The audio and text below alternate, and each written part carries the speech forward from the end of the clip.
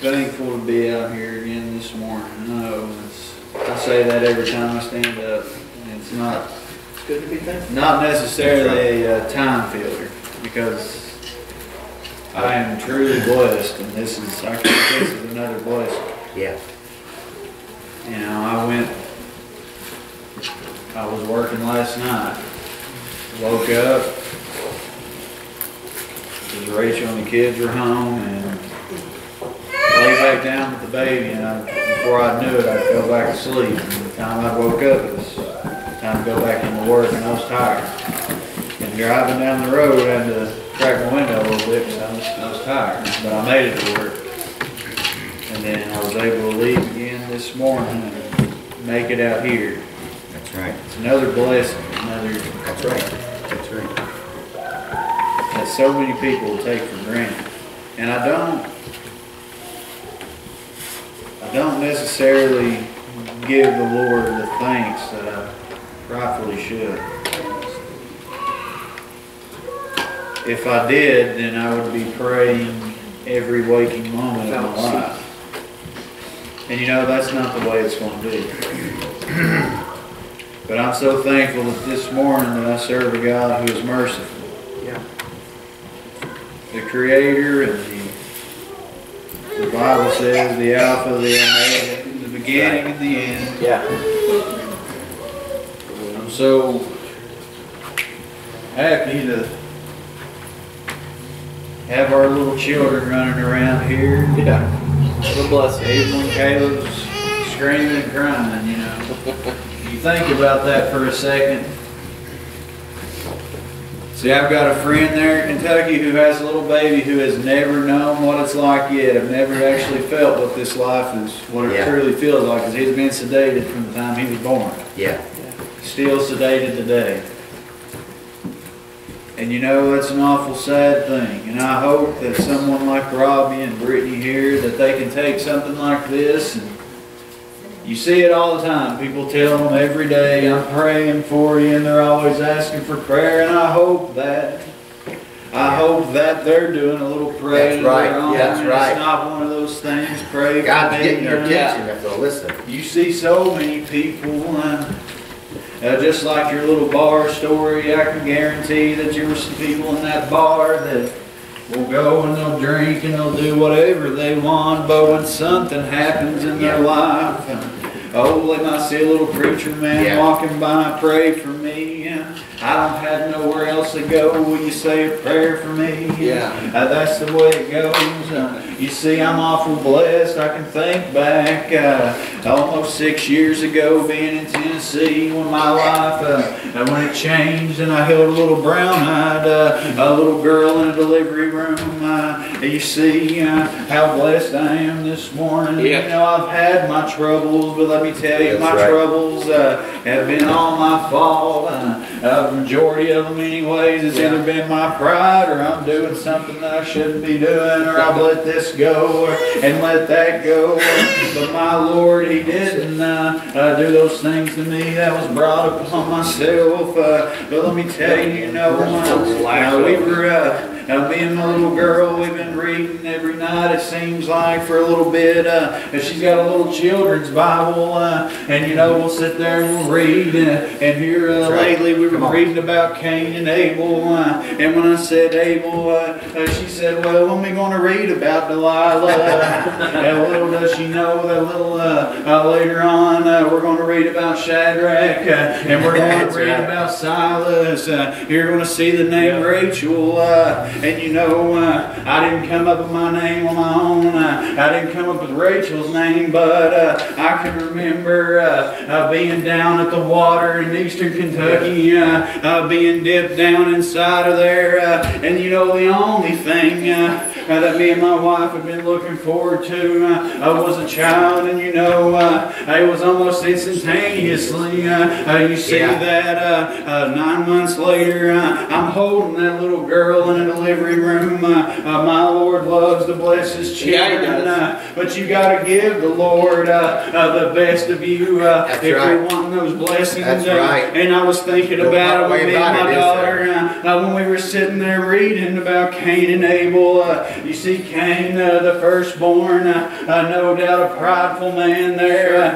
He done the hard work. He was the tiller of the land, brought forth the fruit of the land there. And you know Abel being the second born, he was a shepherd there. He had his flock there, and you know they had an altar just like they did back in the Bible here, and they would offer up to the Lord. That's right. Looking for a blessing, trying to please the Lord. You know, you can read here about Cain. It says that Cain, when he gave his offering up to the Lord, he gave him the fruit of the land there, and that's the only way it describes it. But then when it talks about Abel, Abel gave the first of his flock and the fat, all the best that he had. And that's where God found favor. That's right. He didn't find favor. It was the intent of the heart, wasn't it? How many people, and I hope that this morning that you're not just playing the part. That's right. Sitting in a church house. That's right. I hope that you're not just giving the fruit of the vine. You're giving the best that you've got. The first of the flock. You're giving the fat there because that's what my Lord's looking for. You see, you want to know how strong and how powerful my Lord is. Cain, he didn't take too well to Abel being preferred over him. Jealousy. So that jealousy drove him to he slew Cain, or he slew Abel there. And my Lord, he came down and he was asking where is Abel? Where's that brother? But listen, let me tell you about my Lord, the creator of all things. You see, my Lord could hear, and he told Cain that Abel's blood, he was calling out to him from the ground. It was crying to him. Listen, you think that you can come, or that anybody can come and just play the part in the church? That's not the way it is. Because if your blood can speak to my Lord, then there's nothing that you can hide. There's nothing you can hide this morning. That's right. You have to give the best that you've got. That's right. And you see what was so wonderful. I don't pretend to know God's plan. I don't pretend to be God, or as of a God. I do know the difference in good and evil this morning, but I've got faith in my Lord. That's right.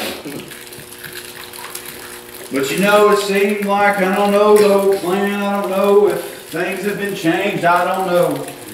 But let me tell you, it seemed like at the beginning of this book that my Lord had something laid out for two people. You see, my daughter thought it was amazing that my Lord took the dirt from the ground and formed a man. When I told her that, she looked at me and all. And then I said, you know how he got the woman? And we read a little bit more. And he took the rib from Adam, caused him to go into a sleep there. Took the rib from Adam and made a woman. But you see, the land there, it brought forth fruits of all kinds.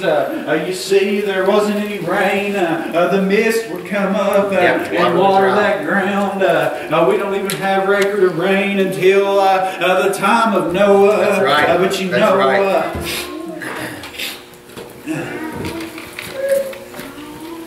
how easy it was. And how easy it is now for Satan to just crawl his way on in.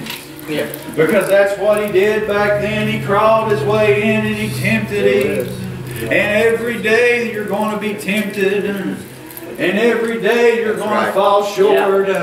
But let me tell you, when Cain, when he slew Abel there, my Lord, he cursed him there. He said the land would no longer bring forth the fruit the way that it did. But listen, you know, aren't you thankful today that my Lord has planted before us here? He gave us a lot of little seeds to be able to stand up here in front of this world. When you become a Christian, that target automatically pops up on your back, and everybody's waiting for you to make a mistake. But you got those little seeds, and my Lord, and He's got a ground there that's just ready, just ready for you to plant them there. Listen, you know, I gave when I was coming to the Lord, the best thing I think I could have gave Him at the time was myself, and that's what I did. And they took me down to the water, but I still didn't think that was good enough. And then when, like I said, when I held that little baby girl, I remember praying, just being a new child of God, and seeing that for the first time, thinking how quick these blessings come, what's going to be next. And you know, I said, Lord, if I can do anything, I want to bring her up to know You, and to know the joy that I feel right now. But you know, I thought that was good enough. But then sitting in a church house, something started tugging on my heart again, wanting me to stand up in front of a group of people and preach the word under God's people. And you know, I submitted almost as quick as I could there, because I know what it was like to try to deny my Lord before, and it beat me to death. And I thought, well, now I've got it. Now I've got it figured out. I gave Him the best of me. But you know, then next thing you know, I'm holding a little blue-eyed baby, and it's a time again to lay up my offering. This is the best that I have. This is the best part of me. And then a little bit down the road, I'm holding another little brown-eyed baby. Oh, here, Lord, this is the best of me right here. And you know, you don't think, and a lot of people don't understand what it is that makes this such a great thing. You see, my Lord, I gave Him the best that I have. I've gave Him myself and my children. But a little over 2,000 years ago, He gave me the best that He had. You think that you can sacrifice a lamb in this world? He gave the perfect lamb, the perfect lamb to heaven there. That's right. That I don't have to leave this world leaving any doubt on myself or on my family, as long as we can come out together and learn about this. To study this word and to reach out to this world and sow those seeds just a little bit. Lord.